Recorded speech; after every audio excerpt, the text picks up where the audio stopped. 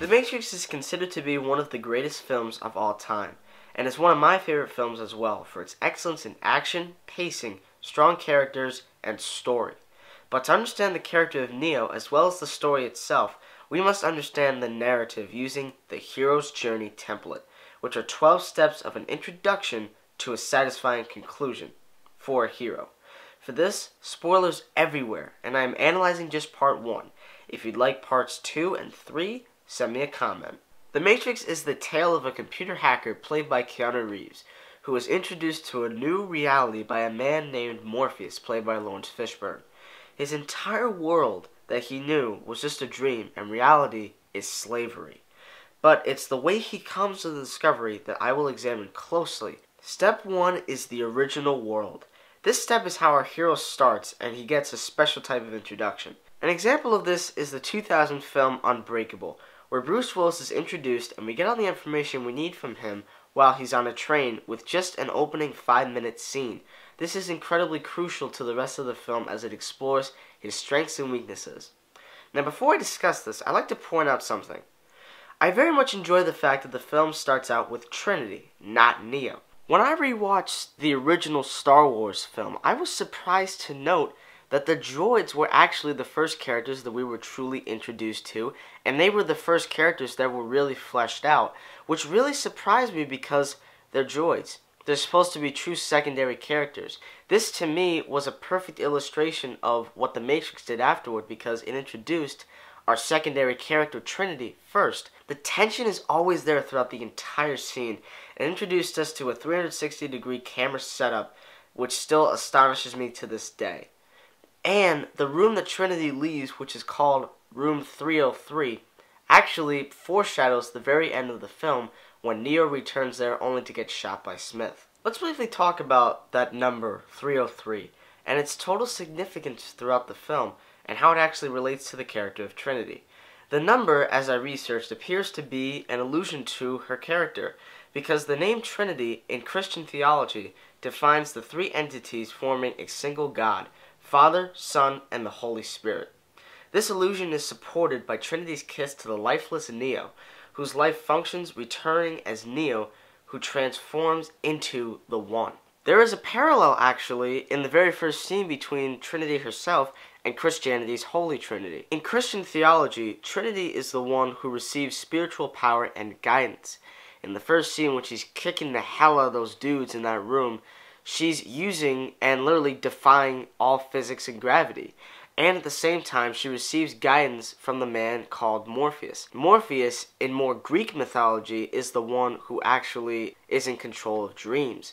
However, in this film, his responsibility is to waken people from those dreams, adding irony to his character, yet similarities and parallels to Trinity. After this breathtaking scene, Neo is introduced at his computer, sleeping as he probably normally would because he hacks all the time at night. We learn that he has two personalities. During the day, he is Thomas Anderson, a regular computer software worker. But by night, he is the mysterious hacker named Neo, almost like a superhero. He has a different name, he's very alone, hidden, isolated from the world. Since I'm analyzing this movie, let's get a little analytical here. Let's take a look at Neo's room in the very first scene, where he has to follow the White Rabbit. The room number is 101, which is actually a tribute to George Orwell's famous book, 1984, which is a great read. Room 101 is used in pop culture as well to signify a room where an item can be placed to never be found again. In this instance, Neo has been forced to be in this room by the machines, as they do not want the One to be discovered. Let's examine this a little closer, where he keeps his legal software. Take a look at the passage title on the left side. The word there is nihilism. Nihilism is actually a word that not only means the destruction of the social system, but has a different meaning. It is the delusion that things do not exist, a sense that everything is unreal, foreshadowing what Neo eventually gets as the big revelation. Step 2 is the call to adventure. This is, in my opinion, quite possibly the most important step in the first act of any adventure story, and it sees Neo receiving a message from Trinity to follow the White Rabbit, which is imprinted or is a tattoo on the girl's shoulder that he gives her boyfriend a violated or illegal tape, which eventually leads him to finding her at this fancy nightclub. He's called to adventures several other times, one when he gets contacted by Morpheus for the first time, and with step 4 I'll elaborate on this, and 2 is when the agents are telling him that he must fight against Morpheus because he is considered to be the most dangerous man alive. Step 3 is the refusal to call, which is where our protagonist may have doubts or think it's just unreasonable or think it's all a lie. No way, this is crazy. In which, in this case, Neo does not trust Trinity and refuses to get into the car later on in the film.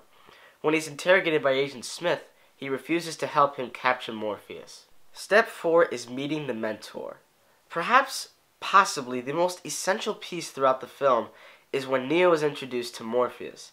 What I love about this is Morpheus isn't physically shown until about 35 minutes into the film. Until that point, he serves as just a regular mentor towards both Neo and Trinity. He also serves as a godlike figure because his voice is very ominous, and it's only done through voiceal messaging. What I also love is that compared to the original Star Wars film, Obi-Wan Kenobi, or in the film Ben Kenobi, wasn't shown until the first at least half an hour into the film, just like Morpheus. Their names were mentioned, or they've even spoken, but you don't see them physically until at least 30 minutes into the film. Step 5 is crossing the threshold, where an ultimate task is delivered and the hero must decide which one he's going to choose.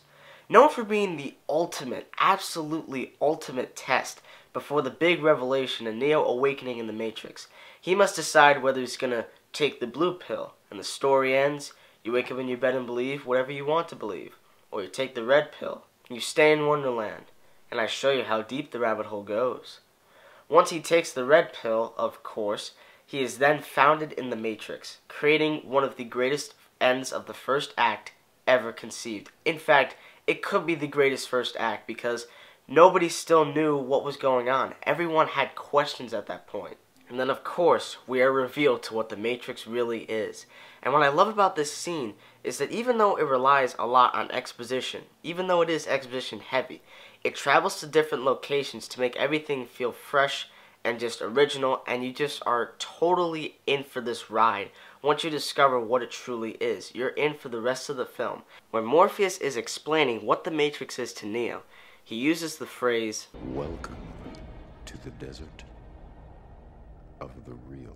This is a paraphrase from Jean Villadrard's Simulacra and Simulation.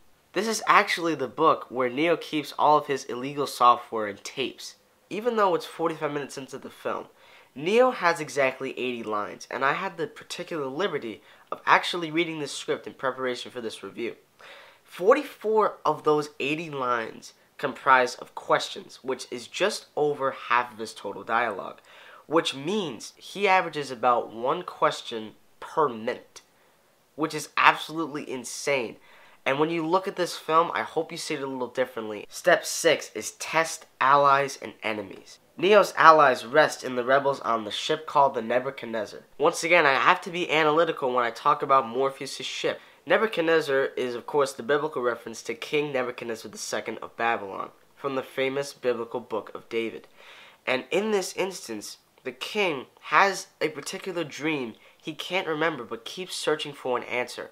This is exactly what the character of Morpheus has been doing for his entire life. He has been searching the Matrix, desperately trying to find Neo, whom he believes to be the one. Neo's allies rest in the rebels on the ship called the Nebuchadnezzar, which are APOC, Switch, Cypher, Tank, Dozer, Mouse, and of course Trinity. After being introduced to all of them, Neo learns how to fight through drunken boxing, which is pretty awesome, and Kung Fu. His enemy is the one and only Agent Smith, played fantastically by Hugo Weaving. Step 7 is the approach. After visiting the Oracle, Neo is betrayed by Cypher and his mentor is captured and to be killed. Cypher is considered to be the fallen hero in the story.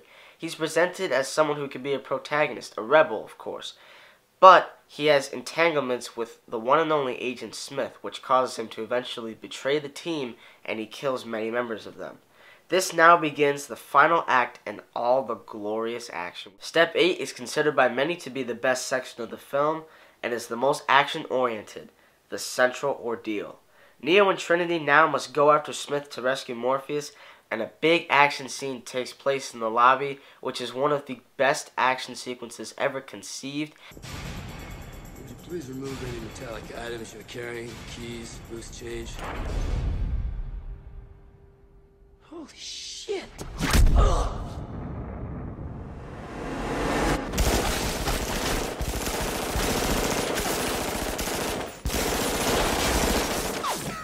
And then, of course, the brilliant fight on the rooftop leading to the one and only infamous bullet time scene, which has been copied unanimously throughout other films, but none of them have ever succeeded as well as The Matrix. Trinity! Help!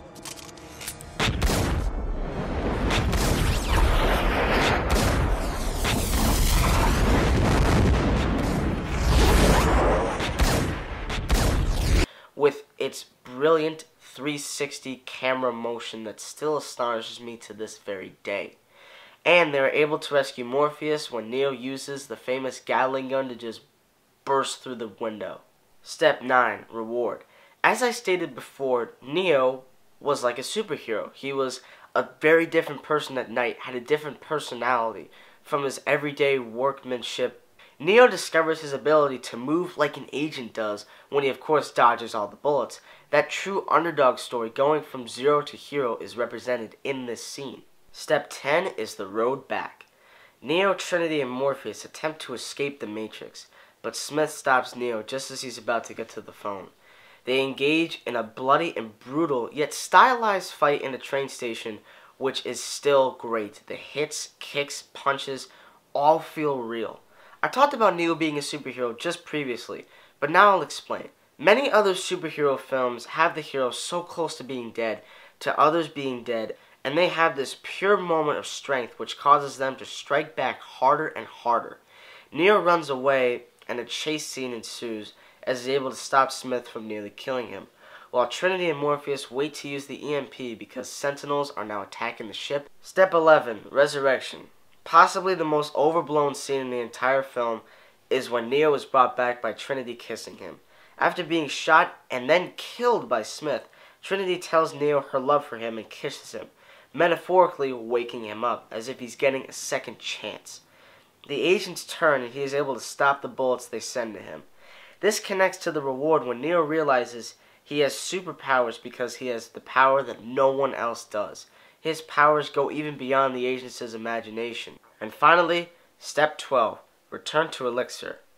Neo ends the film with a call to the agents saying he will end them, but it's just the beginning, setting up Reloaded and Revolutions, which were shot back to back. After the call, Neo hangs up and flies away into the distance like Superman does.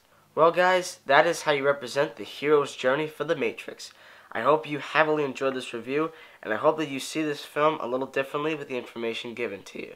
Other films that include the hero's journey are Star Wars, Unbreakable, The Wizard of Oz, The Incredibles, and Avatar, as well as many others. If you'd like me to make more of these videos, please drop me a comment. One last question, would you take the blue pill or would you take the red pill?